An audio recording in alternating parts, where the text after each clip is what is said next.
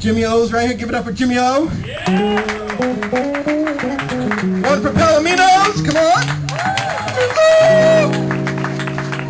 And the beautiful, beautiful love of black light poetry. One big round of applause. Jeanette was busy. Teresa was out of town. Kim couldn't get a babysitter. So that left me to invite this sexy Puerto Rican mommy named Monica to mi casa. Now I make a mean shrimp fettuccine along with a very tantalizing Cornish game hen, but tonight's fish will be the basa basa. I showered, shaved, trimmed the goatee, and plucked the nose hairs, and threw on the Cabernet Sauvignon on ice because I didn't want it to be warm or too tart. I unrolled the bearskin rug, threw on some jaheen, and then lit up those aromatic candles, you know, the strawberries and cream, you know, those little cute scented ones from Walmart.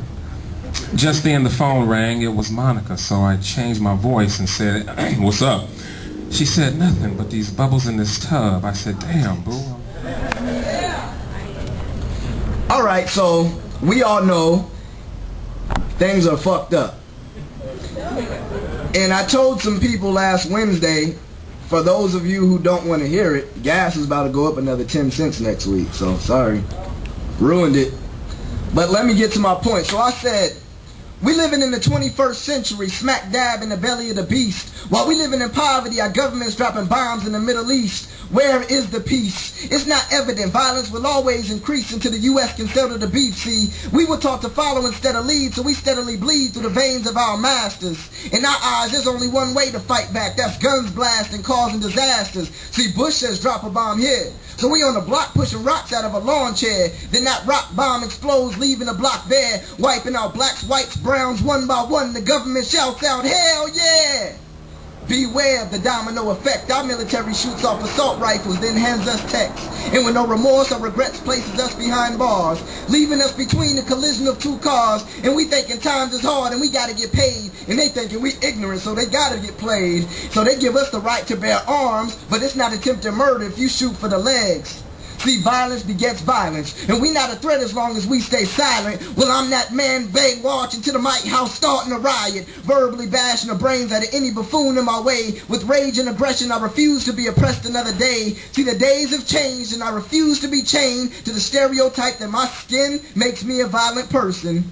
And yeah, slavery permanently marked me and I'm still hurting, but me raising my hand to another man just ain't worth it. And me following in the footsteps of foul government officials to just make me feel worthless. See, this concept of violence is historical. If we all went back and read one of the slaves editorials, it would talk about how Master beat Toby till he could barely breathe, so every time I breathe, I inhale the pain of my ancestors and begin to internally bleed, and that blood flows like the bodies of water my ancestors' bodies were drowned in. Then I imagine myself drowning in the pool of lies the government tries to feed me, but I refuse to let them kill me. So I let my pen and my pad be an IV and allow the words from my pen to then revive me. And me spreading my message heals the pain deep inside me. Who else in black light poetry feels the hurt and pain besides me? Yeah, and some of y'all voodoo, you scream. So I run back to the porch to touch the safe spot where you can't get me for at least 10 seconds.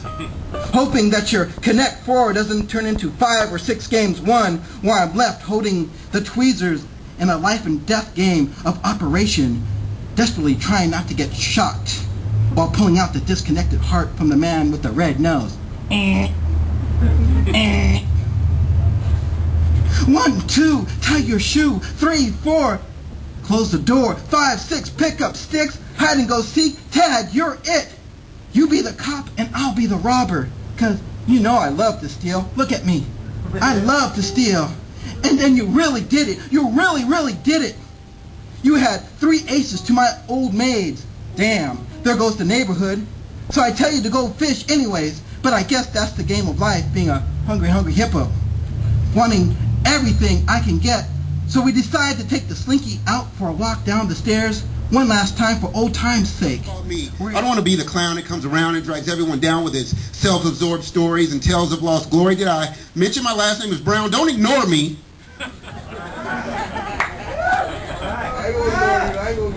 Alright, ignore me. I get nervous and the attention annoys me. See, I'd rather be left alone, but you think, yeah, right. If that's true, then what the fuck is he doing up there tonight? Because I know nothing beats a case of stage fright, like standing in front of all...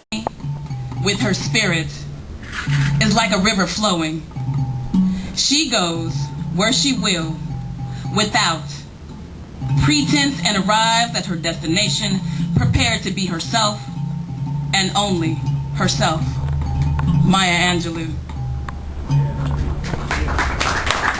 Hands, cracked heels, empty pots, and in cloudbursts, waiting to spread like bad news. Those before, resembling me, were swift and whole, regardless of misfortune or forced uneasy smiles. They are still with me in each spiraling valley fog and sunrise at Sunday service. It is all this that allows me to maintain my own design. Imitation is for the unimaginative, and I created myself for a reason. Thank you. Santa Fe train tracks, cotton fields, amens, and tall trees. Sun salutations and meditation need not doubt this spirit, 'cause you can find me in fresh, ripe fruit. Thunderclaps and long stretches of highway. I live in bare, callous imitation is for the unimaginative. I live in love space. Inside me, muted colors and tiny flints of light pull away from the frustrations of my predecessors and dutifully bear all my California soul. I live in dust. I dedicate my favorite song to the wind, that maybe it'll finally blow my tune and find me in those moments to get lost in. And I dedicate my life to the pieces of your heart that die to be reborn. Like I dedicate my life to the fragments of your reflection we have yet to learn how to love. And I dedicate this to the children we've abandoned, to the voice of a girl who knew me as a woman.